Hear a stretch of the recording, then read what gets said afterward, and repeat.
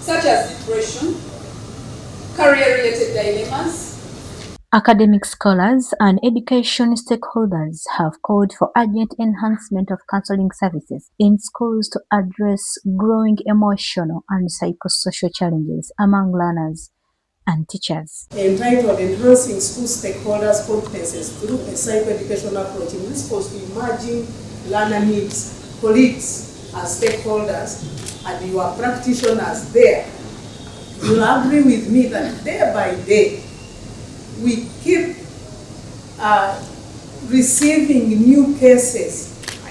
I think I shouldn't call them cases, but emerging needs that are not only affecting our learners, but stakeholders within the education setting. Schools have no counselors. As a policy, the ministry must, one or another, enhance the policy on counseling and guidance in schools. The call was made during the school stakeholders workshop held at Makerere University School of Public Health, where professors, academicians, teachers, and religious leaders gathered to discuss the increasing mental health concerns in schools. When we talk of psychosocial support and challenge, we tend to think that they only occur to big people and students at O and A level. No. Primary and nursery children or ECD children have bigger challenges.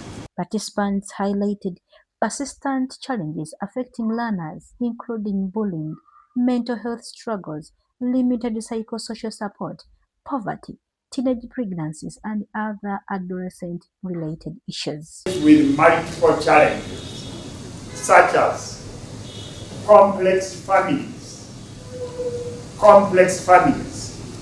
poverty and deprivation, shortage of everything, including food. Representing the Vice Chancellor in charge of academic affairs, Professor Anthony Mugagamuwaga noted that these challenges extend beyond learners to also affect teachers and religious leaders. That it's not only students who have challenges, head teachers are also heavily challenged. They are challenged with depression over results. Some are seen as 6 results came back, they have lost their jobs, or are on a drip, being threatened that this is the last one. If students fail again, you're going. So many of these head teachers have pressure. They are highly hypertensive, and they have no one to talk to and guidance in school. Not only that, even the religious people in school, the chaplain and imams, are equally ignorant of what to do to offset the social challenges they are in. Apart from saying duas and masses and prayers, they don't know that once in a while you need to go to these teachers and talk to them. How is home?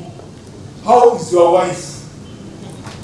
Chairperson of the Education Service Commission, Professor Reverend Sam Luoga, called for targeted interventions, this including identifying early warning signs among learners and teachers, strengthening guidance systems, and promoting open communication within schools. Therefore, talk to them, tell them.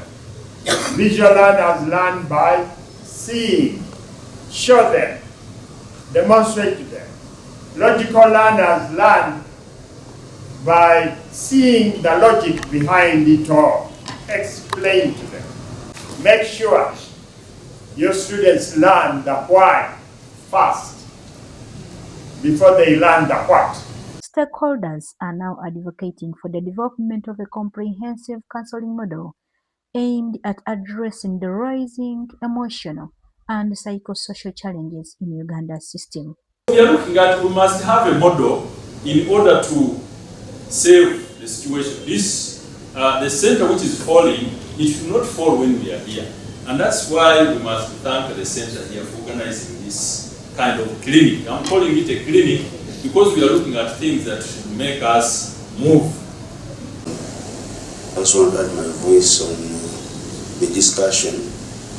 It's longer fashionable case away the so-called stubborn students in schools, because we still need each and every one. This particular one, a head teacher can recommend that we can cater for the tuition, and even though it is meals are the problem, if it is a boarding school, let her benefit all. Nagujja Serena for NSTV.